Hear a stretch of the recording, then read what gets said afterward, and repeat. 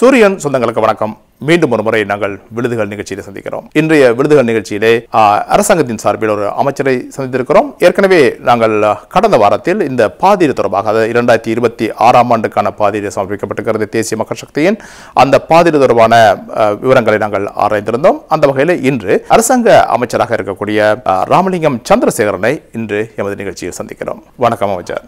வணக்கம் இந்திரஜித். வணக்கம். விருதுகள் நீண்ட நாட்களுக்கு பிறகு மீண்டும் விருதுகள் நிகழ்ச்சியில் சந்திப்பதிட்டு பெரிய மகிழ்ச்சியாக இருக்கின்றது. நிச்சயமாக நான் ஏற்கனவே உங்களை சந்திக்க வேண்டும் என்று அந்த சந்தர்ப்பம் கிடைக்கவில்லை. இருந்தாலும் இன்று முக்கியமான தருணத்தில் நீங்கள் வந்திருக்கின்றீர்கள். 2026ஆம் ஆண்டு பாதீடு சமர்ப்பிக்கப்பட்டிருக்கிறது. அந்த வகையிலே இந்த பாதீடு தொடர்பாக பலரும் பலதை சொல்லிக் கொண்டிருக்கிறார்கள். இதற்கு முன்னர் நான் உங்களை ஒரு விடயம் சொல்ல வேண்டும். உங்களை நான் பார்த்தது சாதாரண சந்திரசேகரனாக பார்த்திருக்கிறேன். அதே போல போராளி சந்திரசேகரனாக பார்த்திருக்கிறேன். நாடாளுமன்ற உறுப்பினராக பார்த்திருக்கிறேன். தற்போது அமைச்சராக பார்க்க நிச்சயமாக இது ஒரு பெரிய வளர்ச்சி உங்களை பொறுத்தவரையில். அதுவும் மலையத்திலிருந்து நீங்கள் இந்த அளவுக்கு உயர்ந்து வரக்கூடிய ஒரு நிலைமையில் இருந்திருக்கின்றீர்கள். அது பெருமைக்குரிய விடயம். அந்த வகையிலே தற்போது நீங்கள் அதைவிட முக்கியமானது வடக்கிலே போய் அரசியல் செய்திருக்கின்றீர்கள். அதிலும் சாதித்திருக்கின்றீர்கள் என்றது வெளிப்படை. யாருக்கும் அங்கு இருக்கின்ற அரசியல் கட்சிகள் மத்தியில் அங்கு 3 பேரை நீங்கள் நாடாளுமன்ற உறுப்பினர்களாக கொண்டு வந்திருக்கின்றீர்கள் என்பது அது தனிப்பட்ட உங்களுடைய உழைப்பு. அந்த அளவில் உங்களுடைய இது பெருமை பாராட்ட வேண்டிய விடயம்ங்கிறதுக்கு அப்பால் ஒரு சவாலான விடயம் என்பது அனைவருக்கும் தெரியும். தற்போதைய இந்த நாடாளுமன்றத்திலே அல்லது அன்று குமார திசாநாயக்க ஜனாதிபதி நாடாளுமன்றத்திலே சமர்ப்பித்திருக்கிறார் 2026ஆம் ஆண்டு பாதீடு. இந்த பாதீடை பொறுத்தவரையில் உங்களுக்கு ஒரு தனிப்பட்ட அரசாங்கத்தின் சார்பில் நீங்கள் கருத்துக்களை கூறலாம். அரசாங்கத்தை எப்பொழுதும் நீங்கள் பாதுகாக்கக்கூடிய ஒருவராக இருக்கின்றீர்கள். ஆனாலும் தனிப்பட்ட ரீதியில் உங்களுக்கு இந்த பாதீடு சாத்தியமான ஒரு பாதீடா அல்லது எங்காவது நாங்கள் இன்னும் செய்ய வேண்டும் என்கிற ஒரு தோற்றம் இருக்கிறதா? முதலாவது மீண்டும் நன்றியை நான் தெரிவித்துக் கொள்கின்றேன் இந்திரஜித் அவர்களே. விசேடமாக நீங்கள் குறிப்பிட்டது போன்று நான் மலையகத்தை சார்ந்தவன். மலையகத்தினுடைய வாசனை, மலையகத்தினுடைய பிறப்பு, இந்த மலையகத்தில் இருந்து துன்பப்பட்டு வேதனைப்பட்டு அல்லது பல்வேறு சிரமங்கள் கஷ்டங்கள் அனைத்தையும் அனுபவித்து பிற்காலத்தில் ஒரு போராட்ட அரசியலுக்கு பிரவேசித்து அந்த போராட்ட அரசியல் ஊடாக பல்வேறு இன்னல்களை சந்தித்து சிறைக்கு சென்று சித்திரவதைப்பட்டு ஏதோ தெய்வாதீனமாக உயிர் பிழைத்து மீண்டும் என்னுடைய அரசியலை தொடர்ந்து அந்த தொடர்ந்து இருக்கின்ற அரசியலில் இருந்த போது மாகாண சபை உறுப்பினராக, பிறகு பாராளுமன்ற உறுப்பினராக, மறுபடியும் பாராளுமன்ற உறுப்பினராக, மறுபடி பாராளுமன்றத்தில் பிரதி குழுக்களின் தவிசாளராக, அதன் பிறகு வெளியே அரசியல். மீண்டும் நான் யாழ்ப்பாணத்துக்கு செல்கின்றேன். யாழ்ப்பாணத்துக்கு சென்று குறைந்தது ஒரு 12 வருடங்களுக்கு மேலாக பெரிய ஒரு போர்க்களமிக்க அரசியல். அப்போ அந்த அரசியல் பாரிய சவாலுக்குரியது என்பது எல்லோருக்கும் நன்றாக தெரியும். அப்போ அந்த அனைத்து விதமான அரசியல் அந்த சவால்கள் அனைத்தையும் வெற்றி பெற்று இன்றைக்கு நாங்கள் ஒரு வெற்றிகரமான அரசியலை முன்னெடுக்கின்ற வெற்றிகரமான அரசாங்கத்தை முன்னெடுக்கின்றவர்களாக நாங்கள் மாறியிருக்கின்றோம். அந்த வகையில் என்னை ஈன்ற மலையக தாய்க்கு நான் மீண்டும் மீண்டும் எனது நன்றியை நான் தெரிவித்துக் கொள்கின்றேன். அடுத்ததாக நீங்கள் குறிப்பிட்டது போன்று இந்த வரவு செலவு திட்டம் என்பது இதில் பலரும் பலவிதமான கருத்துக்கள் சொல்லலாம். இது மலையகத்தை சார்ந்தவர்களாக இருந்தாலும் சரி அல்லது இனிய சிங்கள அரசியல்வாதிகளாக இருந்தாலும் சரி, சிங்கள மக்களாக இருந்தாலும் சரி, யாராக இருந்த போதிலும் கூட தாங்களுடைய மனசாட்சியை தொட்டு பார்க்கின்ற போது உண்மையிலேயே இது வரவேற்கத்தக்க மக்களுடைய வரவு செலவு திட்டமாகும். ஏன் நான் அப்படி சொல்லுகின்றேன் என்றால், எங்களுடைய அரசியல் என்பது உங்கள் எல்லோருக்குமே தெரியும். விசேடமாக கடந்த வருடம் செப்டம்பர் மாதம் தான் எங்களுடைய அரசாங்கம் அல்லது எங்களுடைய ஜனாதிபதி அவர்கள் ஜனாதிபதியாக தெரிவு செய்யப்படுகின்றார்கள். தெரிவு செய்யப்பட்டதன் பிறகு உங்களுக்கு தெரியும் 1 வருடம் தான் முடிந்திருக்கின்றது. இந்த 1 வருட கால பகுதிகளில் நாங்கள் நினைக்கின்றோம் பாரிய வெற்றிகள் பெற்றுக்கொண்டோம் என்று ஒன்று. இரண்டாவது, அந்த 1 வருடத்துக்கு நாங்கள் திரும்பி பார்க்க வேண்டிய பிரச்சனை தான் இந்திரஜித் அவர்களே. அதாவது இந்த 1 வருஷத்துக்கு முன்ன நமது நாடு எங்கே இருந்தது? அப்போ அன்றைய காலகட்டம் நாம் மிகவும் சுருக்கமாக சொல்ல போனால் 2022ஆம் ஆண்டு ஏப்ரல் மாதம் 12ஆம் திகதி இந்த நாடு வங்குரோத்து அடைந்த நாடென அறிவிக்கப்பட்டிருந்தது. வாங்கிய கடனை திருப்பி செலுத்த முடியாத நாடென அறிவிக்கப்பட்டிருந்தது. அதன் பொழுது எங்களுடைய நாட்டின் மீது இருந்த அபிமானங்கள் அனைத்தும் சிதைக்கப்பட்டிருந்தது. குறைந்தது ஒரு வாகனம் ஒன்றை இறக்குமதி செய்வதாக இருந்தாலும் கூட, வெளிநாட்டிலிருந்து பொருட்களை இறக்குமதி செய்வதாக இருந்தாலும் கூட பிரைவேட் பேங்கில் சென்று, அதாவது அங்கே தான் சர்டிஃபை பண்ணி லெட்டர் வாங்கணும். அப்போ அப்படியாப்பட்ட ஒரு நிலைமைத்தான் எங்களுடைய நாடு. டாலர் எந்த நேரமும் தளம்பல் நிலையிலே தான் இருந்தது. வங்கியிலிருந்து வங்கி நிலைமைகள் எல்லாமே தளம்பல் நிலையில் தான். எந்த நேரத்தில் இழுத்து மூடப்படுமோ அல்லது இல்லாது போகுமோ அல்லது வட்டி இல்லாது போகுமோ, மக்களுடைய பணம் இல்லாத, அப்படியாப்பட்ட ஒரு சந்தேகமான சூழல், ஒரு அவநம்பிக்கையான சூழல் நிலவிய காலகட்டத்தில் தான் எங்களுடைய ஆட்சி பீடம் வந்தது. அந்த ஆட்சி பீடம் வருகின்ற போது இன்றைக்கு ஒரு வருடத்தை நாங்கள் திரும்பி பார்க்கின்ற பொழுது இந்திரஜித் அவர்களே, அன்றைக்கு இருந்த நிலைமையில் இருந்து இன்றைக்கு நாங்கள் மீண்டிருக்கின்றோம். அதே போன்று இன்றைக்கு வங்குரோத் அடைந்த நாடு என்பது இன்றைக்கு மாற்றியமைக்கப்பட்டிருக்கின்றது. உலகத்தில் இதை தரப்படுத்துகின்ற நிறுவனங்கள் அனைத்துமே இன்றைக்கு இலங்கை என்பது பொருளாதார ரீதியாக முன்னேறி வருகின்ற நாடு, லஞ்ச ஊழல் மோசடியை ஒழிக்கின்ற நாடு. அதாவது அவர்களுடைய நிர்வாகத்தை எடுத்துக்கொண்டாலும் கூட எந்த விதமான பிரச்சனை இல்லாது கொண்டு செல்லுகின்ற நாடு. ஆகவே எங்களுக்கு அந்த வகையான சான்றிதழ் வழங்கப்பட்டிருக்கின்ற ஒரு நிலைமை. அப்போ அந்த நிலைமையின் கீழ் தான் நாங்கள் பார்க்க வேண்டியிருக்கின்றது இந்த வரவு செலவு திட்டம் என்பது. இந்த வரவு செலவு திட்டத்தில் நான் பாராளுமன்றத்தில் பேசுகின்ற போதும் கூட நான் குறிப்பிட்டேன், இதில் யாரையும் நாங்கள் விட்டு வைக்கவில்லை.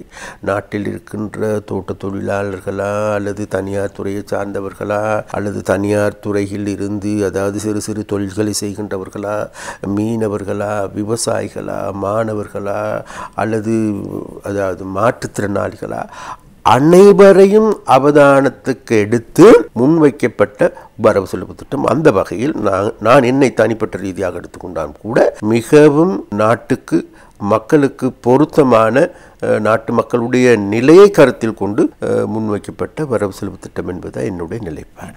நிச்சயமாக இது சவாலான ஒரு பாதையில் உங்களை பொறுத்தவரையில், அதாவது சர்வதேச நாணய நிதியம் ஏற்கனவே இலங்கைக்கு பல நிபந்தனைகளை விதித்திருக்கிறது. சாதாரணமாக சொல்வார்கள் இந்த பாதையீடு சர்வதேச நாணய நிதியத்தின் பாதையீடு என்று இருக்கலாம். அதே போல் எதிர்க்கட்சி எப்பொழுதுமே குற்றச்சாட்டை கொண்டிருக்கிறது, இந்த பாதீடு உண்மையாக எந்த விதத்திலும் சாதகமாக அமையவில்லை என்று. என்றாலும் கூட இந்த பாதீட்டிலே முக்கியமாக ஒரு விடயம் கவனிக்கப்பட்டிருக்கிறது. இதனை யாரும் இந்த இடத்திலிருந்து விலகி செல்ல முடியாத ஒரு நிலைமை கொண்டு வந்திருக்கிறது. இது மலையகத்தை பொறுத்தவரையில் பெருந்தோட்ட மக்களுக்கு வழங்கப்பட்ட, அதாவது பாதீட்டின் மூலம் முதல் முறையாக வழங்கப்பட்ட சம்பள உயர்வு, வேதன உயர்வு. இது எதிர்க்கட்சியை கூட இன்று உங்கள் பக்கம் இருந்திருக்கிறது. இதற்கு எதிராக செல்ல முடியாத நிலைமையில் அந்த வகையில் இந்த நிலைமையில் நினைக்கிறேன் இந்த 200 ரூபாய் கொடுப்பன, அதாவது அரசாங்கம் கொடுக்க போகிற அந்த 200 ரூபாய் தொடர்பில் தற்போது எதிர்க்கட்சி பிரச்சனை எழுப்பி வருகிறது. அது தொடர்பாக கையூட்டல் ஆணைக்குழுவுக்கு சென்றிருக்கிறது. அதே போல விசாரணை செய்ய வேண்டும், இது கணக்காய்வு செய்யப்பட வேண்டும் என்று சொல்கிறது. இது எந்த அளவுக்கு அதாவது 200 வருடங்கள் இந்த நாட்டுக்கு உழைத்து கொடுத்த ஒரு சமூகத்துக்கு எதிரான ஒரு நிலைமையா, அல்லது அதாவது இந்த கொடுப்பனவோ போது ஏதாவது ஒரு விடயத்தில் நிறுத்தப்படும் என்கிற ஒரு நிலைமையில் அவர்கள் முன்கூட்டிய ஒரு எச்சரிக்கையாக செய்கிறார்கள், அல்லது என்ன ஒரு காரணமாக இருக்கலாம்? ஒரு விடயம் முதலில் நாங்கள் குறிப்பிட்டது போன்று நிச்சயமாக நாங்கள் இப்பொழுது நமது அரசாங்கம், எமது நாடு இன்றைக்கு IMF அல்லது சர்வதேச நாணய நிதியத்தின் கீழ் இயங்குகின்ற ஒரு நாடு என்பதில் எந்த விதமான மாற்று கருத்துக்கு இடமில்லை. அதற்கான காரணங்கள் இருக்கின்றது. ஏனென்றால் கடந்த காலத்தில் எமது நாடு இருந்த நிலைமை, அந்த நிலைமையிலிருந்து எமது நாட்டை மீட்க வேண்டும் என்றால் எங்களுக்கு உதவி தேவைப்படுகின்ற பொழுது எங்களுக்கு அந்த நேரத்தில் உதவி செய்ய வந்தவர்கள் வேறு யாருமல்ல, IMF தான். அப்போ IMF-ஓடு நாங்கள் உடன்படிக்கை செய்து கொண்டது, அதற்கு எங்களுக்கு முன்னால் இருந்தவர்கள் செய்து கொண்டார்கள். இருந்த போதிலும் கூட நாங்களும் அதை தொடர்கின்ற ஒரு நிலைமை இருக்கிறோம். இருந்த போதிலும் கூட இன்றைக்கு இந்த எதிர்க்கட்சியினர், தரப்பினர் கூறுகின்றது பொழுது இது சர்வதேச நாணய நிதியத்தினுடைய வரவு செலவு திட்டம் என்பது அப்படி கிடையாது. நிச்சயமாக இது சர்வதேச நாணய நிதியத்தினுடைய நிபந்தனைகள் இருக்கின்றது. அப்போ அந்த நிபந்தனைகளை நாங்கள் உடன்பட்டு இருக்கின்றோம். அப்போ அந்த நிபந்தனைகள் நிச்சயமாக கடந்த காலங்களில் பார்க்கின்ற பொழுது மக்களுக்கு பாதகமான நிபந்தனைகள் இருந்தது.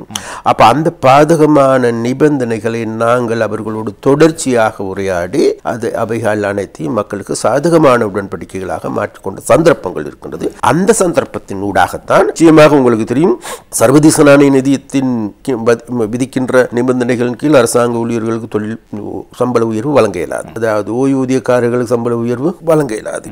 அது மாத்திரமல்ல, இன்றைக்கு இருக்கின்ற அஸ்வஸ்ம திட்டத்தின் கீழ் உதவிகள் வழங்க முடியாது. அதாவது ஏனைய மானிய அடிப்படையிலான எந்த விதமான செயற்பாடுகளை முன்னெடுக்கக்கூடாது என்பது சர்வதேச நிதியத்தினுடைய நிபந்தனை. அந்த நிபந்தனைகள் எல்லாவற்றையும் உள்வாங்கி கொண்டு நிச்சயமாக அவர்களோடு நாங்கள் உரையாடி இது சம்பந்தமாக நாங்கள் நல்ல முடிவுகளையும் எடுத்திருக்கோம். அதே போல் தான் இன்றைக்கு நீங்கள் சொல்வது போன்று இன்றைக்கு 200 வருடங்களுக்கு பிறகு மலையக மக்களுடைய எங்களுடைய பரம்பரை தோட்ட தொழிலாளர்களுக்கு 200 ரூபாய் சம்பளத்தை அரசாங்கத்தில் இருந்து தருவதாக இன்றைக்கு அறிவித்திருக்கின்றோம். அறிவித்தது மாத்திரமல்ல, அதற்கு 5000 மில்லியன் ரூபாய் ஒதுக்கீடு செய்தும் இருக்கின்றோம். அதில் எந்த விதமான சந்தேகம் தேவை இல்லை. அதாவது நாங்கள் மிக தெளிவாக இருக்கின்றோம். அதாவது இது ஒரு தொடர்ச்சியான பிரச்சனையாக இருந்தது. அதாவது தோட்ட தொழிலாளர்களுக்கு சம்பளத்தை உயர்த்துகின்ற பொழுது அந்த சம்பள உயர்வின் போது நாங்கள் எதிர்கொள்கின்ற பிரச்சனை தான் வேறு எதுவுமல்ல, தோட்ட கம்பெனிகள். அப்போ தோட்ட கம்பெனிகளுக்கு 1992ஆம் ஆண்டு இவைகளை 90 வருட குத்தகைக்கு தாரை பார்க்கப்பட்டு இருக்கின்றது. அதனால் இப்போதைக்கு அதில் எதுவும் செய்ய முடியாத ஒரு நிலைமை காணக்கூடியதாக இருக்கின்றது. அப்போ அந்த நிலைமையின் கீழ் நாங்கள் பார்க்கின்ற பொழுது இந்த தோட்டங்களுக்கு தேவை அல்லது தோட்ட கம்பெனிகளுக்கு தேவை லாபமே தவிர மக்கள் நலன் சார்ந்த வேலைகளா அல்லது லயங்களை திருத்துவதா அல்லது அங்கே இருக்கின்ற வீதிகளை திருத்துவதா அல்லது அங்கே இருக்கின்ற பாடசாலைகளை திருத்துவதா அல்லது அங்கே இருக்கின்ற வைத்தியசாலைகளை திருத்துவதா அல்லது மக்கள் நலன்புரி சேவைகளை செய்கின்ற செயற்பாடுகள் அனைத்தும் செயலிழந்து போயிருக்கும். அப்போ இவைகள் செயலிழந்து போனது மாத்திரமல்ல, உங்களுக்கு எல்லோருக்கும் இன்றைக்கு தேயிலை தோட்டங்கள் முன்னிருந்து பராமரிப்பு எந்த விதமான பராமரிப்பற்ற காடுகள் மண்டிய தேயிலை தோட்டங்களாகவே இன்றைக்கு இந்த தேயிலை தோட்டங்கள் மாறி இருக்கின்றது. அப்போ அதன் காரணமாக இதன் கீழ் பாரிய வீழ்ச்சியையும் எதிர்கொண்டிருக்கின்றோம். அப்போ இந்த உற்பத்தி குறைகின்ற நிலைமையும் நாங்கள் எதிர்கொண்டிருக்கணும். அப்போ இந்த உற்பத்தி குறைவதன் காரணமாக அப்போ தோட்ட கம்பெனிகள் தாங்களுக்கு தேவையான முறையில் அல்லது தொழிலாளர்களுடைய தேவைகளை பூர்த்தி செய்வதற்கு முடியாது போயிருக்கும். அப்போ அந்த ஒரு நிலைமை தொடர்ச்சியான நிலைமையாக இருந்தது. அப்போ இது சம்பந்தமாக கடந்த காலத்தில் இது கூட்டு உடன்படிக்கை பல்வேறு உடன்படிக்கைகள் மூலமாக இவைகளை உயர்த்தப்பட்ட போதும் கூட இந்த கூட்டு உடன்படிக்கை கடந்த காலங்கள் சிதைவடைந்து போயிருக்கும். அப்போ அந்த சிதைவடைந்திருந்த நிலைமைகள் தான் நாங்களும் சொன்னோம். நாங்கள் கூட சொல்லுகின்றோம், இன்றைக்கு இந்த 1750 ரூபாயில் 2000 அல்ல 2500 ரூபாய் கொடுத்தாலும் கூட போதாது. ஏனென்றால் வேறு எதுவுமில்ல, 200 வருடங்களுக்கு மேலாக உழைக்கின்ற மக்கள். அது மாத்திரமல்ல, இந்த நாட்டில் அந்நிய செலவாணியை முதல் தடவையாக இந்த நாட்டுக்கு பெரும்பான்மையாக உழைப்பின் மூலமாக தங்களுடைய வியர்வை இரத்தத்தை சிந்தி அதன் மூலமாக அந்நிய செலவாணியை ஈட்டி கொடுக்கின்றார்கள். அது வேறு யாருமல்ல, தோட்ட தொழிலாளர். அது மாத்திரமல்ல, 7 பரம்பரைகள் இந்த தேயிலை செடிகள் தென்னன் செடிகள் ரப்பர் செடிகளுக்காக வேண்டி தாங்களுடைய உரமாக்கிய பரம்பரை. அப்போ அந்த பரம்பரையினுடைய செயற்பாடுகளை நாங்கள் பார்க்கின்ற பொழுது எங்களுக்கு சம்பள உயர்வும் கிடையாது, எங்களுக்கு ஒரு முகவரி கிடையாது, எங்களுக்கான ஒரு தனித்துவம் கிடையாது. எங்களை அனைத்து வழிகளில் முடக்கப்பட்ட மக்களாகவே இன்றைக்கு மலையக மக்கள் காணப்படுகின்றார்கள். அப்போ இந்த நிலைமையை மாற்றியமைப்பதை நோக்கமாக கொண்டு தான் நாங்கள் கடந்த வருடத்திற்கு முதல் வருடம் கேட்டன் நகரத்தில் மலையக பிரகடனத்தை நாங்கள் செய்தோம். அப்போ அந்த மலையக பிரகடனத்தின் மூலமாக நாங்கள் எதிர்பார்த்தது வேறு எதுவுமல்ல, மலையக மக்கள் என்பது ஒரு தனித்துவமான மக்கள்.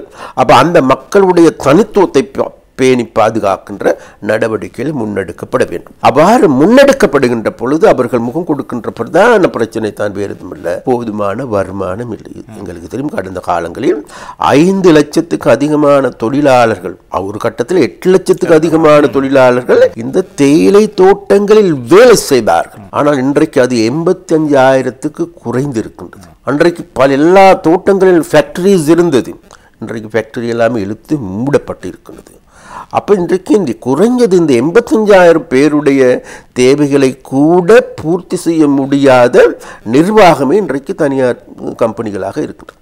அப்போ இந்த நிலைமை கருத்தில் கொண்டு தான் நாங்களும் பார்த்தோம். வேறு எதுவுமல்ல, ஆரம்பத்தில் மக்களுடைய கோரிக்கையாக இருந்தது 1700 ரூபாய் தங்களுக்கு தேவை என்று. அப்போ அந்த 1700 ரூபாய் பெற்றுக் கொடுப்பதற்காக நாங்கள் பல தடவை இங்கே இருக்கின்ற கம்பெனிகளோடு நேரடியாக ஜனாதிபதி அவர்கள் பேச்சுவார்த்தையில் ஈடுபட்டார்கள். அந்த பேச்சுவார்த்தையின் மூலமாக அவர்கள் ஒரு உடன்பாட்டுக்கு வந்தார்கள், 200 ரூபாய் சம்பளம் அதிகரிப்பதாக. அப்போ 200 ரூபாய் அதிகரிக்கின்ற பொழுது நாங்களும் தீர்மானித்தோம், அப்படியாக இருந்தால் அரசாங்கம் அவர்களுக்கு மேலதிக கொடுப்பனவாக 200 ரூபாய் கொடுக்க வேண்டும் என நாங்கள் தீர்மானித்தோம். அந்த தீர்மானத்துக்கு ஏற்பவே இம்முறை வரவு செலவு திட்டத்தில் 1350 ரூபாய் சம்பளமாக இருந்தது, அது 1550 மாறி இருக்கின்றது. மேலும் அதாவது இந்த எங்களுடைய நாங்கள் கொடுக்கின்ற கொடுப்பனவு இதை நேரடியாக சம்பளத்தோடு இணைத்துக் கொள்ள முடியாது. அதனால் தான் நாங்கள் இதை வருகைக்கான கொடுப்பனவாக அறிவித்து நாங்கள் அந்த 200 ரூபாவை அதிகரித்திருக்கோம். அந்த வகையில் நிச்சயமாக எதிர்வரும் ஜனவரி மாதம் முதல் இந்த கொடுப்பனவுகள் மக்களுக்கு வழங்கப்படும். சட்ட சிக்கல் இருக்கிறது. இந்த 200 ரூபாய் கொடுப்பனவு கொடுக்கிற போது இது கணக்காய்வுக்கு உட்படுத்தப்பட வேண்டும் என்றுதான் எதிர்க்கட்சியின் கோரிக்கை இருக்கிறது. என்ன சட்ட சிக்கல் இருக்கிறது? இதில் எந்த விதமான சட்ட சிக்கலும் கிடையாது. ஏனென்றால் இந்த எதிர்க்கட்சியினருக்கு எடுத்துக்கொண்டால் உங்களுக்கு நன்றாக தெரியும் என்று நினைக்கின்றேன். எதிர்க்கட்சியினருக்கு இன்றைக்கு வேறு எந்த விதமான சுலோகங்கள் கிடையாது, வேறு விதமான கோரிக்கைகளும் கிடையாது.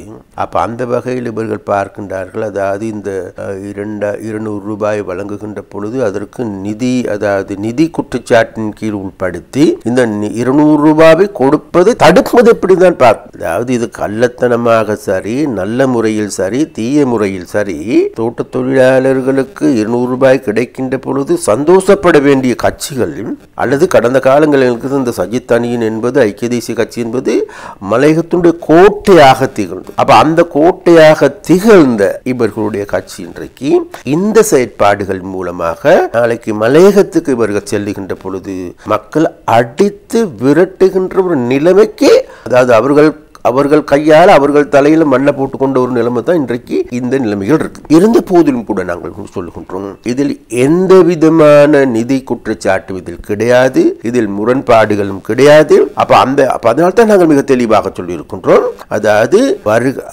வருகைக்கான கொடுப்பனவு 200 ரூபாய்.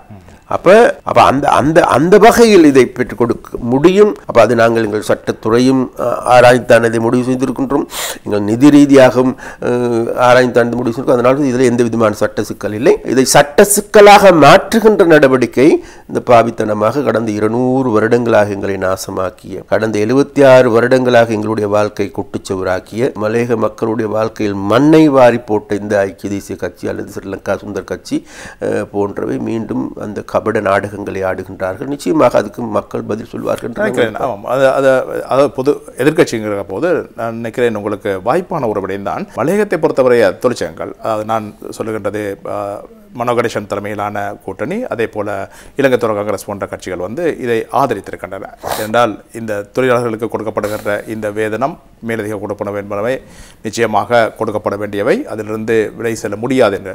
எனவே அது உங்களுக்கு வாய்ப்பாக இருக்கிறது. அந்த நிச்சயமாக நாங்கள் அவர்கள் எங்களுக்கு இந்த வரவு செலவு திட்டத்தின் ஊடாக தோட்ட தொழிலாளர்களுக்கு 200 ரூபாய் அதிகரித்தது தொடர்பாக மனோ கணேசன் அவர்கள், ராதாகிருஷ்ணன் அவர்கள், திகாம்பரம் அவர்கள் இதற்கு வாழ்த்துக்களை நன்றியையும் தெரிவித்திருக்கின்றார்கள், ஆதரவினையும் தெரிவித்திருக்கின்றார்கள். அதற்கு எங்களுடைய அவர்களுக்கான நன்றியை நாங்கள் தெரிவித்துக் கொள்கின்றோம். அதே போன்று அவர்களுக்கு தெரியும், திகா அல்லது ராதா, அதே போன்று மனோவுக்கு தெரியும் இன்றைக்கு கள நிலைமைகள் என்னவென்று.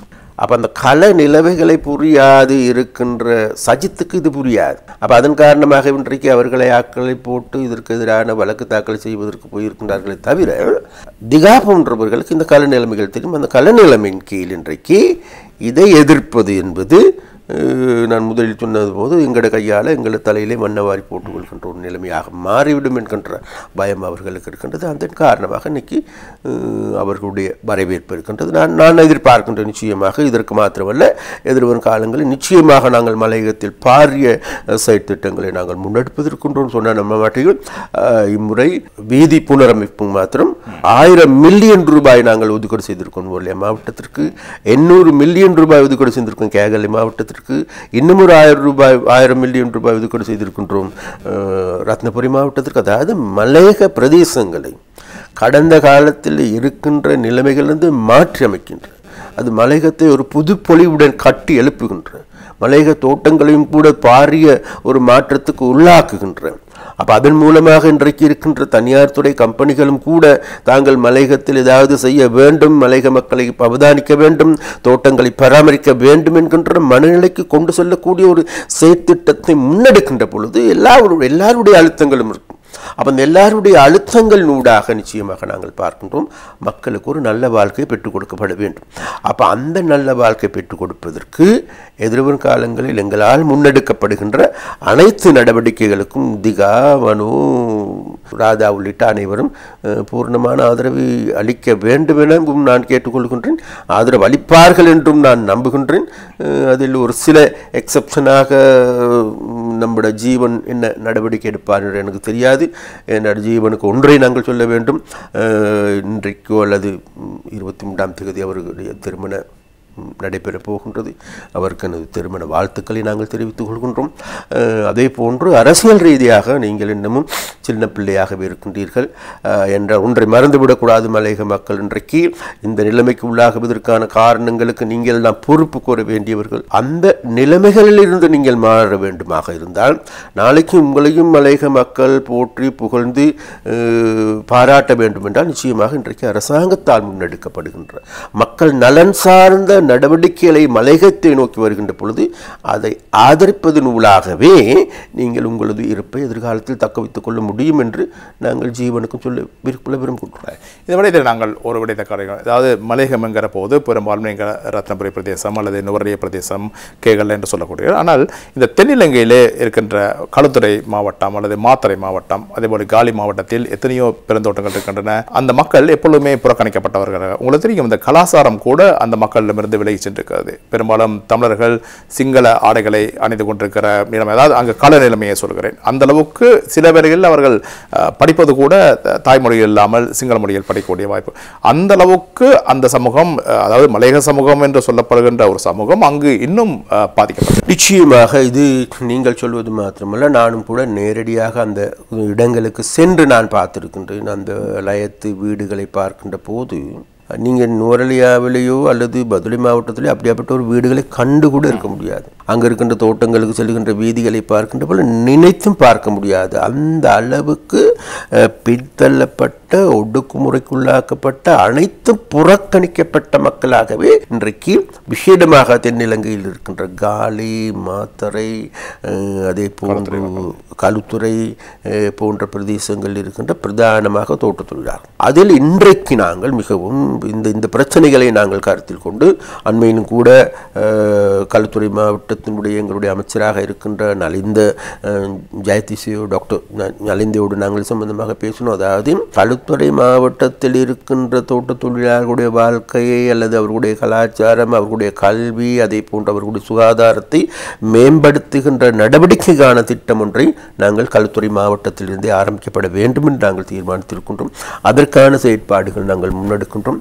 அப்ப அந்த செயற்பாடுகளில் ஒன்றாக நிச்சயமாக நாங்கள் எதிர்பார்க்கின்றோம். விசேடமாக இந்த வீதிகள் புனரமைப்பது என்பது இந்திரஜித் அவர்களே, அது ஒரு நகரத்தை நோக்கி வேகமாக மக்கள் ஈர்ப்பு கொள்ளக்கூடிய ஒரு பிரதானமான ஊடகம். அது நகரத்துக்கும் கிராமத்துக்கும் இடையிலே தொடர்புகளை துரிதமான ஏற்படுத்துகின்ற ஒரு ஊடகம். அந்த ஊடகத்தை நாங்கள் நாளைக்கு பலப்படுத்த முடியுமாக. இன்றைக்கு இருக்கின்ற தோட்டங்கள் இருக்கின்ற வீதிகள் அனைத்தும் புனரமைக்கப்படுகின்ற பொழுது அதனூடாக ஒரு புத்தளிச்சு ஒன்று ஏற்படும் நிச்சயமாக.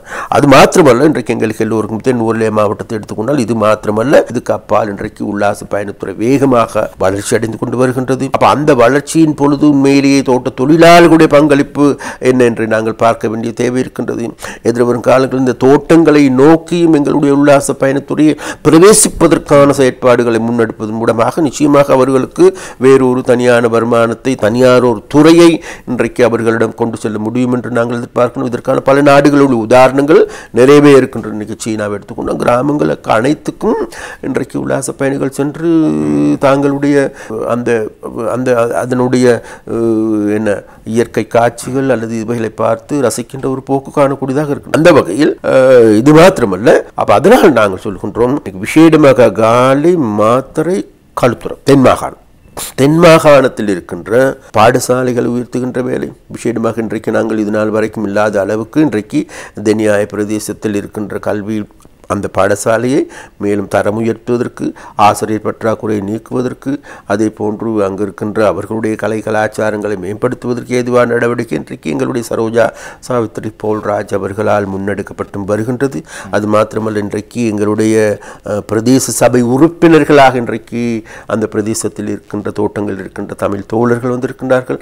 அவர்களுடைய செயற்பாடுகளும் இருக்கின்ற. இதன் மூலமாக நாங்கள் எதிர்பார்க்கின்றோம் நிச்சயமாக இன்றைக்கு இருக்கின்ற நிலைமையிலிருந்து கூடி சீக்கிரத்தில் அந்த தென்னிலங்கையில் இருக்கின்ற தோட்ட தொழிலாளர்களுடைய வாழ்க்கையை மாற்ற முடியும் என்கின்ற நம்பிக்கை எங்களுக்கு இருக்கின்றது. அந்த மாற்றத்தை நோக்கிய நகருக்கான வேலை திட்டங்களை நாங்கள் முன்னெடுத்து வருகின்றோம். இப்போதைக்கு நிச்சயமாக நினைக்கிறேன் அடுத்த பெருந்தோட்டத்தை பற்றி நாங்கள் அதிகமாக பேசியிருக்கிறோம். இதுவரை நீங்கள் செய்கின்ற வேலை திட்டங்கள், செய்ய போகின்ற வேலை திட்டங்கள் தொடர்பாக இந்த பாதித்தை பொறுத்தவரையில், அரசாங்க வரவு செலவு திட்டத்தை பொறுத்தவரையில் மூலதன செலவுக்கு குறைந்தளவு நிதி தான் ஒதுக்கப்பட்டிருக்கிறது, நடைமுறை செலவுக்கு அதிகமான நிதி ஒதுக்கப்பட்டிருக்கிறது என்று நான் நினைக்கிறேன். கடந்த வாரத்தில் வந்த ஒரு பொருளாதார நிபுணர் கூறுகிறார், அதாவது ஏற்கனவே இருந்து வந்த பாதிரிகளை உடைத்து கொண்டு இந்த அரசாங்கத்தால் செல்ல முடியாது. இரண்டால் நாங்கள் ஆசுவாசமாக சொல்லக்கூடிய அல்லது ஏதாவது நிவாரணங்களை கொடுக்கக்கூடிய அந்த பாதீட்டை இப்பொழுது உடைத்து கொண்டு நாங்கள் செல்ல முடியாது. இரண்டால் மக்களுக்கு அந்த தேவை இருக்கிறது. மூலதன செலவை கொண்டுகிற போது சொந்த உற்பத்தி வருகின்ற போது நிச்சயமாக அந்த நிவாரணங்கள்லாம் அடிபட்டு போகும். எனவே இந்த அரசாங்கம் மெதுமெதுவாக சென்று கொண்டிருக்கிறது. நிச்சயமாக அடுத்த பாதையில் நல்ல பாதையாக இருக்கும் என்று இது இந்த கருத்து. நிச்சயமாக ஒரு விடயத்தை நாங்கள் சொல்ல வேண்டும். நாங்கள் எங்களுடைய கட்சியினுடைய தேசிய மக்கள் சக்தியினுடைய கொள்கை பிரகடனம் என்று நாங்கள் வெளியிட்டிருக்கின்றோம். அப்போ அந்த கொள்கை பிரகடனத்தில் நாங்கள் 3 விடயங்களை பிரதானமாக குறிப்பிட்டிருக்கோம். ஒன்று கிளீன் ஸ்ரீலங்கா, அதாவது தூய்மையான இலங்கை கட்டி எழுப்புகின்ற வேலை திட்டம். இரண்டாவது வறுமை ஒழிப்பு வேலை திட்டம். மூன்றாவது டிஜிட்டல் மயமாக்கல். அப்போ இந்த வேலை திட்டங்களை நாங்கள் முன்னெடுப்பதற்கான காரணம் தான் நிச்சயமாக ஒரு நாடை கட்டி எழுப்புகின்ற போது இந்திரஜித் அவர்கள் அதாவது உடல் ரீதியாக போன்று உள ரீதியாகவும் ஆரோக்கியமான மனிதர்களை உருவாக்க வேண்டிய தேவை இருக்குது. அப்போ நாங்கள் உள ரீதியாக ஆரோக்கியமற்ற மனிதர்களாக இருக்கின்ற பொழுது நாடு எவ்வளவு முன்னேறியும் வேலை கிடையாது, உடல் எவ்வளவு பலமாக இருந்தும் வேலை கிடையாது. அப்போ அதனால் உள ரீதியாக தாங்களுடைய மென்டாலிட்டியாக இன்றைக்கு மாற்றங்களை செய்யக்கூடிய புதியவனவற்றை உள்வாங்கிக் கொள்ளக்கூடிய ஒரு நாட்டுக்கு தேவையாக சிந்திக்கின்ற ஒரு மனநிலையை கொண்ட மக்களாக மாற்ற வேண்டும் என்கின்ற வேலை திட்டம். அதுதான் அந்த கிளீன் ஸ்ரீலங்கானுடைய வேலை திட்டமாக இருக்கும். இரண்டாவது எங்களுக்கு எல்லோருக்கும் தெரியும், நீங்கள் குறிப்பிட்டது போன்று இன்றைக்கு கூடுதலாக இன்றைக்கு இந்த வறுமை நிலையில் இருக்கின்ற மக்களை மேம்படுத்த வேண்டும். ஏனென்றால் இன்றைக்கு எங்களுக்கு எல்லோருக்கும் நாட்டில் சொல்லுகின்றார் 3,30,000 குழந்தைகள் பிறக்கின்றன. அந்த பிறக்கின்ற குழந்தைகளில் நாங்கள் தேடி பார்க்கின்ற பொழுது சரியாக இருந்தால் அனைத்து குழந்தைகளும் குறைஞ்சது ஓலெவல் பாஸ் ஆகிவிட்டு தான் வெளியே செல்ல வேண்டும். ஆனால் ஓலெவலுக்கு செல்வதற்கு முன்னே இதில் 30,000-40,000 அதிகமான பிள்ளைகள் கல்வியை விட்டு வெளியேறுகின்றன. அப்போ கல்வியை விட்டு வெளியேறுவதற்கு காரணம் என்னவென்று தேடி பார்க்கின்றது வறுமையின் காரணமாக அவர்களுடைய கல்வியை தொடர முடியாத நிலைமை. அப்போ அந்த வறுமை எந்த இடத்தில் இருக்கின்றதோ அப்போ அந்த வறுமை இருக்கின்ற இடத்தில் கல்வி குறைவாக இருக்கின்றது.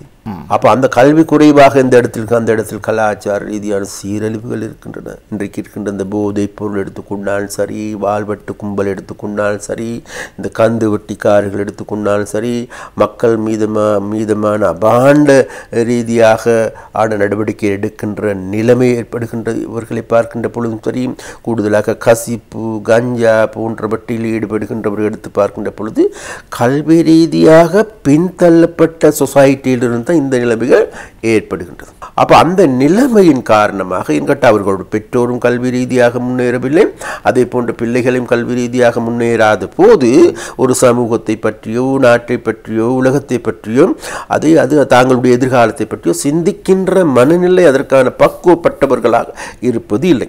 அப்போ அந்த காரணமாக நாங்கள் பார்க்கின்றோம் நிச்சயமாக இவர்களுடைய அதாவது அந்த வறுமை நிலையிலிருந்து மேலே உயர்த்துகின்ற பொழுது அந்த உயர்வு என்பது நிச்சயமாக நாங்கள் பார்க்கின்றோம்.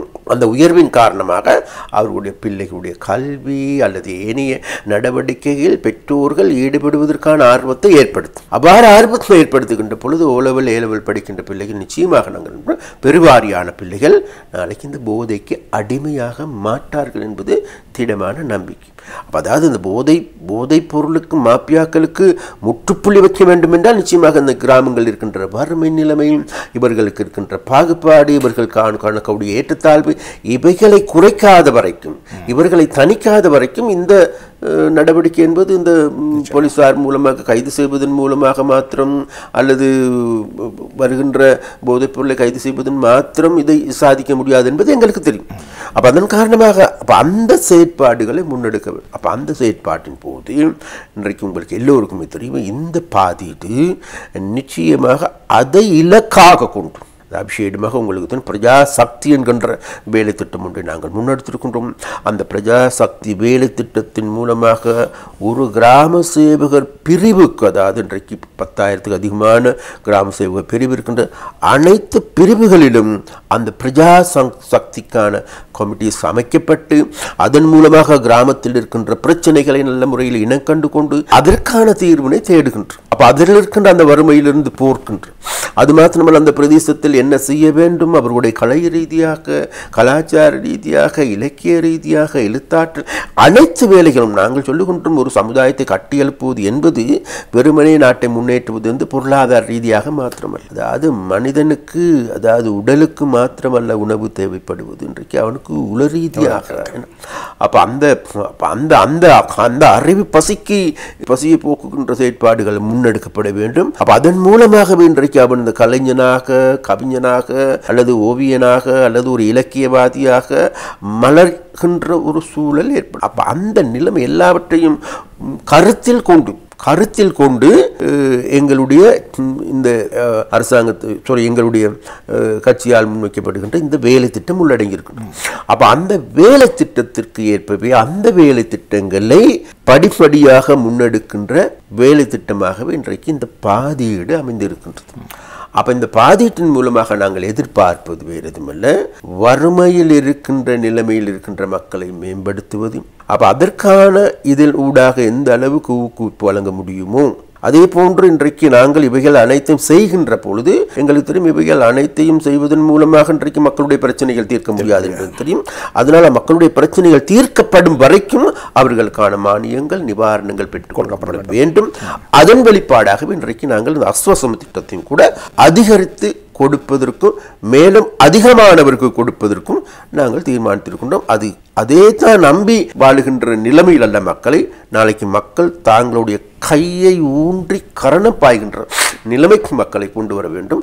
அதை இலக்காக கொண்டு தான் நாங்கள் இந்த செயற்பாடுகளை நாங்கள் முன்னெடுக்கின்றோம். நிச்சயமாக அடுத்த கட்டமாக நாங்கள் வடக்கு பற்றி யோசிப்போம். இந்த வடக்கை பொறுத்தவரையில் ஏற்கனவே இந்தியா உங்களோட ஒரு இணக்கப்பாட்டை ஏற்படுத்தியிருக்கிறது இந்த காங்கேசன் துறைமுகத்தை செப்பரேட் கொடுப்பதற்கு. அதே போல பலாலி விமான நிலையத்தை செப்பரேட் கொடுப்பதற்கு இந்தியா முன் வந்திருக்கிறது. என்றாலும் அரசாங்கத்தை பொறுத்தவரையில் இன்னும் அதுக்கான சாதக போக்குகள் இல்லை என்று சொல்லப்படுகிறது. அண்மையில் கூட நான் நினைக்கின்றேன் நாடாளுமன்ற உறுப்பினர் செல்வம் மடைக்கநாதன் இந்த விடயத்தை கோரிப்பார். ஏன் அதற்கு நீங்கள் பின்னடைக்கின்றீர்கள்? அதில் எந்த விதமான உண்மைகளும் கிடையாது. அதாவது செல்வம் மடைக்கநாதன் அவர்கள் அதாவது இந்தியாவுக்கு சார்பாக இருக்க வேண்டுமாக நினைத்து கொண்டு அவர் பேசுமாறு பேசுங்கள், பரவாயில்லை. நாங்கள் அவர்களை விட கூடுதலாக நட்பை பேணி பாதுகாக்கின்றவர்கள் தான் நாங்கள் இந்தியாவும். ஏனென்றால் நாங்கள், உங்களுக்கு தெரியும், ஒரு காலத்தில் இந்தியாவை கடுமையாக எதிர்த்தவர்கள், விமர்சித்தவர்கள், எந்த விதமான மாற்று கருத்து இடமில்லை. அதற்கான காரணம் இருக்கின்றது. அதாவது இந்தியாவுடைய செயற்பாடு, இந்திய மக்களுடைய செயற்பாடு இல்லை, இந்திய அரசு அதிகாரிகளுடைய செயற்பாடு. அந்த செயற்பாடு எங்களுக்கு உடன்பட முடியாது காரணமாக நாங்கள் எதிர்த்தோம், போராடினோம். அது அந்த காலகட்டத்தினுடைய அரசு நிலைமை. ஆனால் இன்றைக்கு உங்களுக்கு தெரியும், நாங்கள் ஆட்சி பீடத்துக்கு வந்ததன் பிறகு நாங்கள் மிக தெளிவாக சொல்லுகின்றோம், எங்களுக்கு பக்கத்து நாடு இந்தியா. எங்களுடைய கலை, கலாச்சார, இலக்கிய, சாப்பாடு அனைத்து விழுமியங்களும் உள்ளடக்கப்பட்டு உள்வாங்கப்பட்ட ஒரு நாடு என்றால் வேறு யாரும் இந்தியா. அதில் எந்த மாற்றமும் கிடையாது. அப்போ இந்தியாவை பகைத்து கொண்டு, இந்தியா பெரிய நாடு, உலகத்தில் கூடுதலான சனத்தொகையை கொண்ட நாடு, உலகத்தில் வேகமாக முன்னேறி வருகின்ற பொருளாதார ரீதியாக, பொருளாதார வேகமான முன்னேற்றங்கள், மக்களுடைய வாழ்க்கையில் முன்னேற்றம் இல்லை, அது வேற கதை. இருந்தாலும் வேகமாக முன்னேறி வருகின்ற நாடு. அப்போ அதன் பொழுது பெரிய சந்தை ஒன்று இருக்கின்றது. அப்போ அந்த சந்தைக்கு நாங்கள் சொல்லுகின்றோம், நாங்கள் நாளைக்கு ராஜதந்திர ரீதியான நடவடிக்கைகள் எடுக்கின்ற பொழுது நிச்சயமாக அதற்கு முன்னுரிமை அளிப்பது இந்தியாவுக்கு தான், மாற்று கருத்து இடமில்லை. அப்போ அதன் பொழுது நாங்கள் சொல்லி, ஏன் காரணம் என்றால் வேறு எதுவுமில்லை, எங்களோட நாட்டில் இருக்கிறது 2 கோடி பேர், 2 கோடி 10 லட்சம் பேர். தென்னிந்தியாவில் மாத்திரம் 13 கோடி மக்கள் இருக்கிறாங்க. பக்கத்து வீடு எங்களுக்கு. நாங்கள் சரியாக இருந்தால் அவரோடு ஏதாவது ஒரு சின்ன கொடுக்கல் வாங்கல் செய்து கொள்ள முடியுமா, சின்ன ஒரு பிஸ்னஸ் ஒன்று செய்து கொள்ள முடியுமா? இங்கே இருக்கின்ற 2 கோடி மக்கள் 13 கோடி மக்களோடு நாங்கள் கொடுக்கல் வாங்கல் செய்து கொள்ள முடியுமா? பெரிய வாய்ப்பு உண்டு எங்களுக்கு நிச்சயமா. அப்போ அந்த வாய்ப்பை நோக்கிய சந்தையை நாங்கள் இலக்காக கொண்டு செயற்பட வேண்டும் ஒன்று. அதே போன்று இந்தியா முழுக்க பார்த்தா 100 கோடிக்கு அதிகமான மக்கள் இருக்கிறாங்க விளையாட்டில். அப்போ அந்த சந்தைங்கிறது உலகத்தில் பெரிய சந்தை. அப்போ இன்னைக்கு உலக நாடுகள் எல்லாருமே போட்டி போட்டு கொண்டு வருகின்றார்கள் இந்தியாவின் சந்தையை கைப்பற்றுவதற்கு.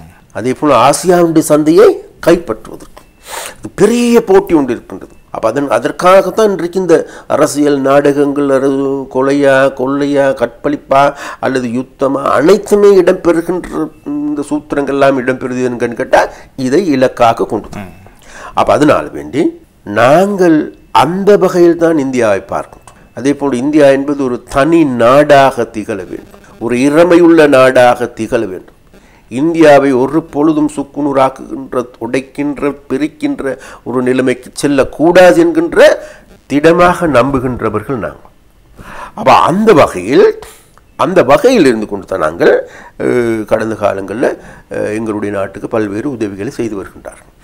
அந்த செயற்பாடுகளின் போது பருத்தித்துறையில் இருக்கின்ற துறைமுகத்தை அமைப்பது தொடர்பாக நாங்கள் அவர்களோடு பல தடவைகள் பேச்சுவார்த்தை நடத்தியிருக்கோம். இன்றைக்கு நேரில் பல வருடங்களாக இன்றைக்கு அவர்கள் இதை செய்து தருவதாக கூறியிருக்கின்றார்கள். நாங்களும் சொல்லுகின்றோம் அவர்களுக்கு, நீங்கள் சொல்லிக் கொண்டிருக்க வேண்டாம், செய்து காட்டுங்கள் என்று நாங்கள் கூறியிருக்கோம். அப்போ அதன் காரணமாக அண்மையிலும் கூட ஒரு டெக்னிக்கல் டீம் ஒன்று கூட வருகை தந்தார்கள். அவர்கள் வந்து அதற்கான நடவடிக்கை பரிந்துரை அல்லது காங்கிரஸ் பரிந்துரை பிரதானமான இந்தியாவுக்கு பிரதானமானது. சரியா, அதான் ஒரு பிரதானமான துறைமுகத்தை அமைப்பதாகணும். அப்போ அதற்கு சந்தர்ப்பத்தை தரும் ஒன்று. சரியா, அடுத்து கேகேஎஸ் துறைமுகம் என்பது சரியா எங்களுக்கு பொருட்களை ஏற்றி இறக்குமதி செய்வதற்கான ஒரு காலம்.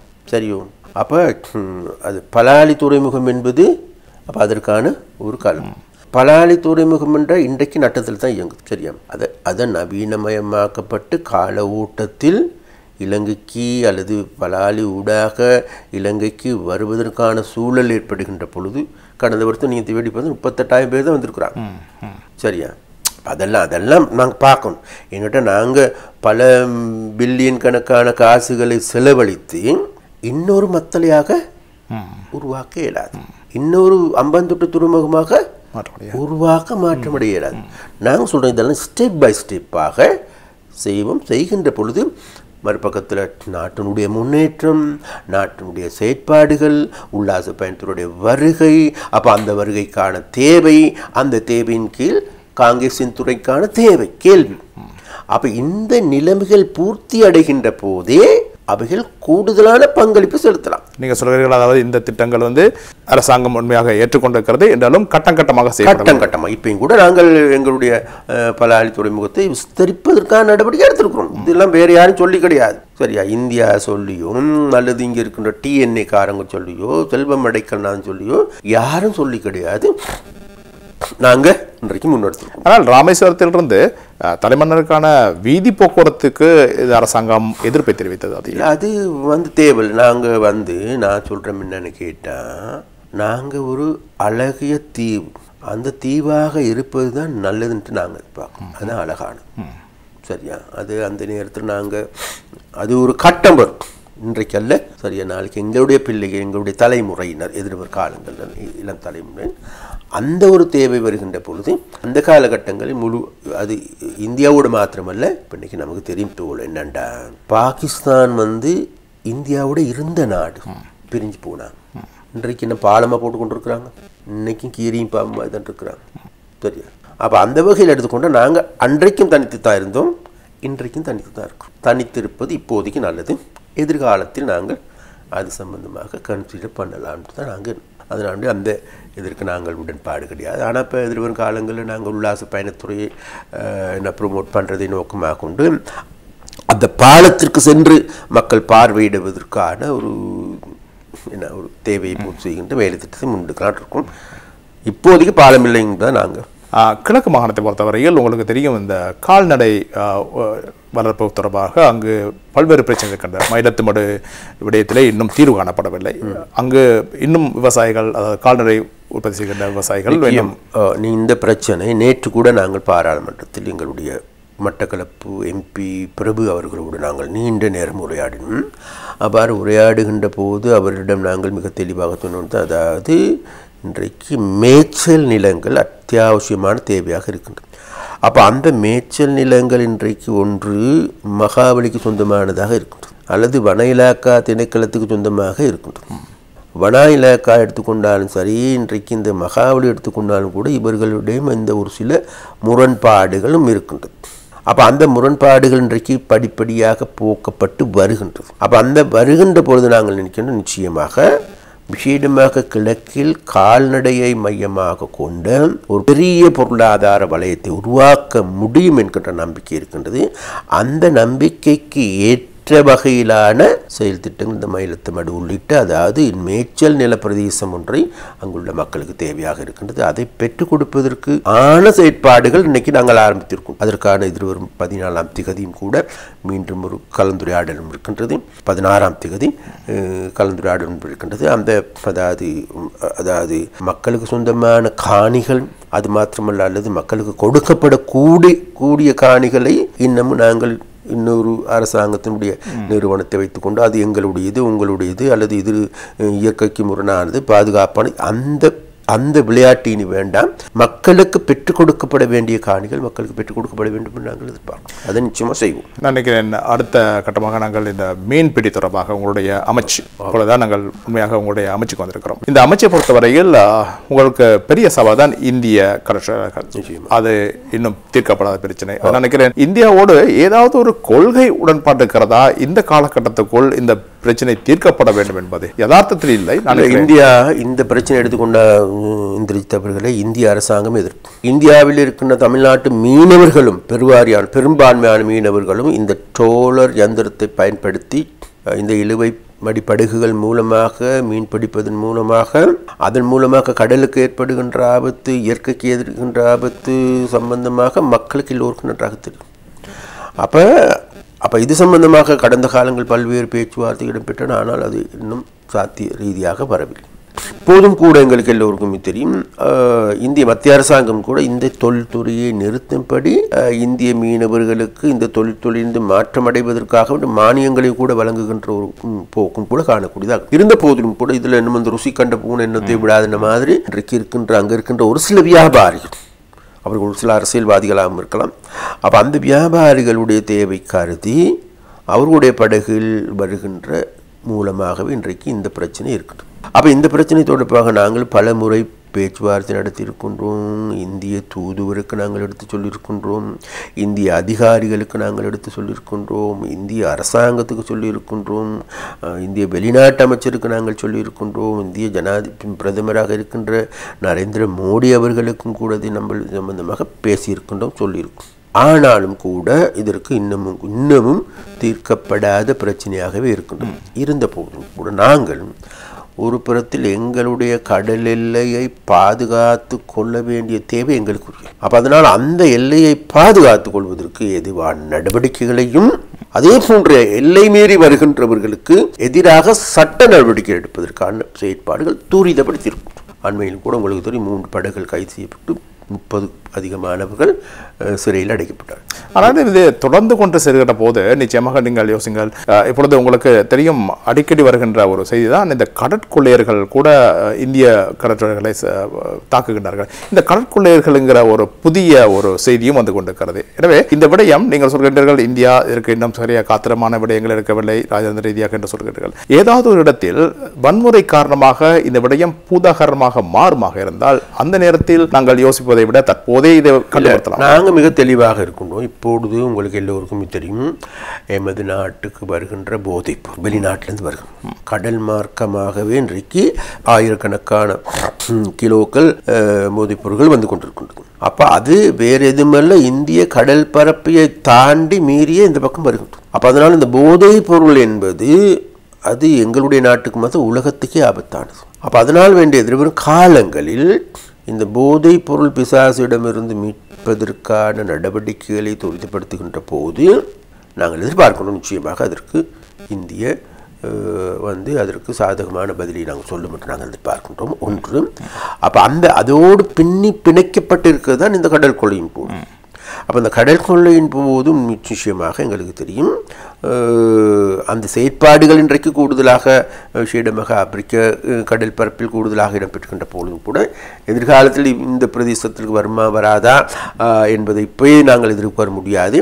இருந்த போதும் கூட அவைகளையும் கருத்தில் கொண்டு அனைத்தையும் கருத்தில் கொண்டு அப்படியாக இருந்தால் நாங்கள் வேறு எதுவும் எங்களுடைய கடற்படையை மீண்டும் பலப்படுத்த வேண்டிய தேவை இருக்கின்றது. இந்த கடற்படையை பலப்படுத்த வேண்டியது ஒரு நாட்டை பொறுத்தவரையில் மிகவும் முக்கியமானது. அப்போ அந்த செயற்பாடுகள் மூலமாகத்தான் நாங்கள் எதிர்பார்க்கின்றோம் இவைகளுக்கு முற்றுப்புள்ளி வைக்க முடியும்.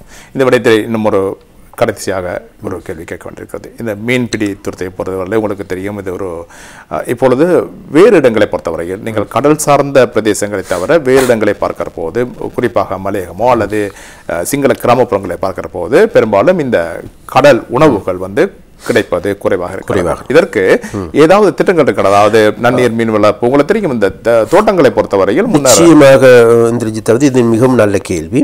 ஒன்று, முதலாவதாக நான் சொல்ல வேண்டும், எனது அமைச்சை பற்றி நீங்கள் பேசுகின்ற பொழுது நாங்களே எங்கள் அமைச்சின் ஊடாக எங்களுக்கு அமைச்சுக்கு இந்த முறை 10,000 பில்லியன் ரூபாய் ஒதுக்கீடு செய்யப்பட்டிருக்கின்றது எங்களுடைய அமைச்சுக்கு. அதன் மூலமாக பாரிய வேலை திட்டங்களை முன்னெடுப்பதற்கு நாங்கள் தீர்மானித்திருக்கின்றோம்.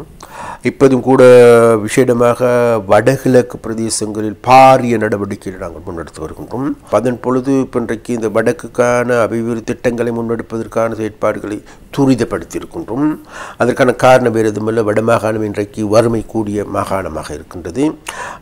அதனால் அந்த நிலைமையிலிருந்து அவர்களை மீட்க வேண்டிய தேவை இருக்கின்றது. அதன் பொழுது இன்றைக்கு வடமாகாணம் என்பது ஒரு பாரிய சவாலுக்கு உள்ளாகப்பட்ட மாகாணமாகவும் இருக்கின்றது. விசேடமாக நாளுக்கு நாள் மக்கள் நாட்டை விட்டு வெளியேறுகின்ற ஒரு ஆபத்தான நிலைமை இருக்கின்றது. மறுபுறத்தில் பிறப்பு வீதமும் குறைந்திருக்கின்றது. அதன் காரணமாக பிறப்பு வீதம் குறைவு, மறுப்பு நாட்டை விட்டு வெளியேறுவது அதிகரித்திருக்கின்றது. அதன் ஊடாக நாங்கள் பார்க்கின்ற பொழுது 1981ஆம் ஆண்டு 8,30,000 பேராக இருந்த மக்கள் யாழ் மாவட்டத்தில் இன்றைக்கு 6,10,000 குறைந்திருக்கின்றது. அன்றைக்கு 11 பாராளுமன்ற உறுப்பினர்களாக இருந்தவர்கள் இன்றைக்கு வெறும் 6 பாராளுமன்ற உறுப்பினர்களாக இருக்கிற. அடுத்த வருடம் இது 5ஆ 4ஆ என்று சொல்ல முடியாத ஒரு நிலைமைக்கு இன்றைக்கு மேலும் குறைவடைந்து வருகின்றோம். அந்த வகையில் பார்க்கின்ற பொழுது எங்களுடைய அரசியல் இருப்பும், வடக்கில் இருக்கின்ற தமிழர்களுடைய அரசியல் இருப்பும் கேள்விக்குறியாகி இருக்கின்ற ஒரு சூழல் இருக்கின்றது. ஒரு பக்கம். மறுபக்கம் நாங்கள் எடுத்து பார்க்கின்ற பொழுது இந்த போதைப் பொருள் மாப்பியாக்களுடைய செயற்பாடு, இந்த போதைப்பொருள் மாப்பியாக்களுடைய செயற்பாடு காரணமாக அங்கு இருக்கின்ற மக்கள் அச்சத்தில் வாழுகின்ற ஒரு நிலைமை காணக்கூடியதாக இருக்கு. இந்த போதைப்பொருள் இருந்து தங்களுடைய பிள்ளைகளை பாதுகாத்துக் கொள்வதற்கு பெற்றோர்கள் படாத பாடுபடுகின்ற ஒரு நிலைமை இன்றைக்கு உருவாகி இருக்கின்றது. அது மாத்திரமல்ல, கிராமங்களில் இருக்கின்ற சண்டியர்களுடைய செயற்பாடு அல்லது அங்கு இருக்கின்ற வாழ்வெட்டு கும்பலுடைய செயற்பாடுகள் என்பது அது ஒரு பூதகரமான பிரச்சனையாக மாறி இருக்கின்றது. அதற்கு எதிராக மக்கள் முறைப்பாடு கூட செய்வது இல்லை. ஏனென்றால் அடுத்த நிமிடம் அவர்கள் வீட்டுக்கும் அந்த ஆபத்து வந்து. அமைச்சர், இந்த இடத்தில் ஒரு முக்கியமான கேள்வி கேட்க வேண்டும். நேற்று நினைக்கிறேன் 2 நாட்களுக்கு முன்னர் கூட கஜேந்திரகுமார் பொன்னம்பலத்தின் ஒரு முக்கியமான கேள்வி, அதை நீங்கள் பதிலளித்தீர்கள். யாழ்ப்பாணத்தை பொறுத்தவரையில், வடக்கை பொறுத்தவரையில் 2 பொதுமக்களுக்கு ஒரு இராணுவ வீரர், ஒரு படை வீரர் என்ற அடிப்படையிலே அங்கு படை வீரர் இருக்கின்ற போது எவ்வாறு இந்த போதைப் பொருட்கள் அந்த மக்கள் மத்தியிலே விநியோகிக்கப்படுகிறது? என்னண்டா, அங்க இருக்கின்ற இராணுவ முகாம்கள் அதிகமே தவிர இராணுவத்தினுடைய நடமாட்டம் குறைவு தானே. இராணுவத்தை நாங்கள் எந்த ஒரு ப்ரொசஸுக்கும் போடுறது இல்லை, பொதுவாக அது இராணுவம் சரியான. அதன் போது நமக்கு எல்லோருக்குமே தெரியும், பல விதமான குற்றச்சாட்டும் இந்த இராணுவம் எல்லாம் இருக்கின்ற பொழுது எப்படி இந்த நாட்டுக்கு போதைப் பொருள் வருது. இப்போ நாங்கள் சொல்கிறோம் என்னன்னு கேட்டால், இதில் இராணுவம் உடன்பட்டிருக்கலாம் அல்லது இராணுவம் சம்பந்தப்பட்டிருக்கலாம், அதெல்லாம் உண்மை இருக்கும். ஆனால் ஒட்டுமொத்த இராணுவம் இந்த சம்பந்தப்பட்டு இல்லை.